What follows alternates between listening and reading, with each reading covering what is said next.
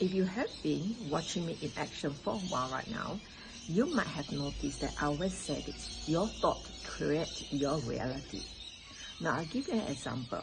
When we think of something, think of, I want to be happy. At the beginning, when I have the idea of become happy, I have some images in my mind, right? And I can feel that, the freedom, the love that I express and the experience that, I'm loving, that creates certain emotion. And I love that. That's why I want to be happy.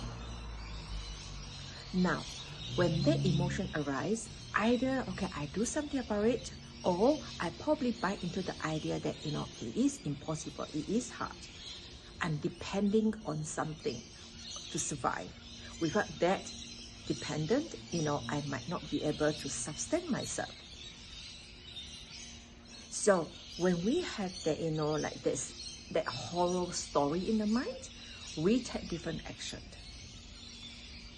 We rather not to do it. Even though we're not comfortable at where we are right now, we are not enjoying what we experience right now, especially in a relationship. What we do, we usually just hang on to that. We hope that one day thing will change for good. We just hoped, and we still so-called buy into the idea that I can't change. It's impossible, it's hard.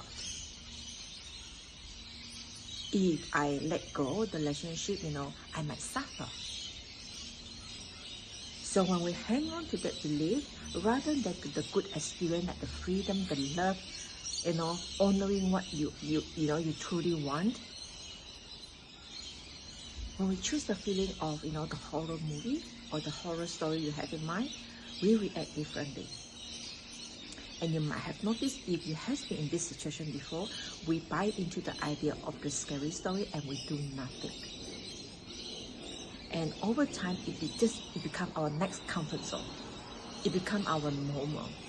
It becomes like everyday life. I'm not happy, but I'm contented. I have everything I need.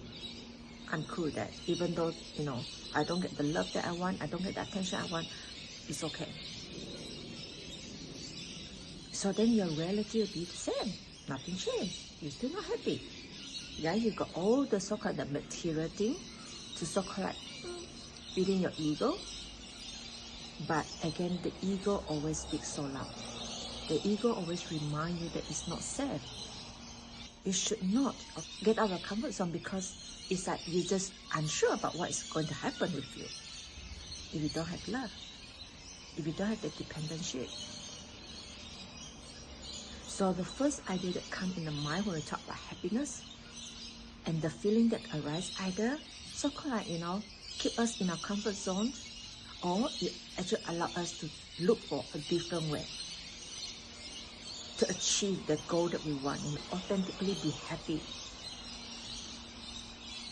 And when we do that, when we do it frequently, it becomes like a new way of living. Or to some extent, if you still choose your comfort zone and do nothing, it becomes the next comfort zone. And forever, nothing will change, because the only thing that is true is that you will remain unhappy, into this vicious circle of not happy but I'm contented, not happy but I'm okay. Another day is like, what do you want? So check in with your thoughts. What are you thinking when you say that, I want to be happy? Because that is trigger into the result that you're going to get. So this is Eileen. I trust this, give you a little bit idea why it's hard for us to actually get out of our comfort zone and try something new. Because we always have this idea in the mind that, it's unsafe. But if you never try, you never know. Even though after meditation to be free, even though the road, so-called, the journey itself might be a little bit challenging, but you'll notice that it's worth it. It's worth it. And the key here is not about, whether it's going to be challenging or not. It's come back to what do you really want. It doesn't have to be a challenging way. It has to start from what are you believing and thinking every time when you say that I want to be happy.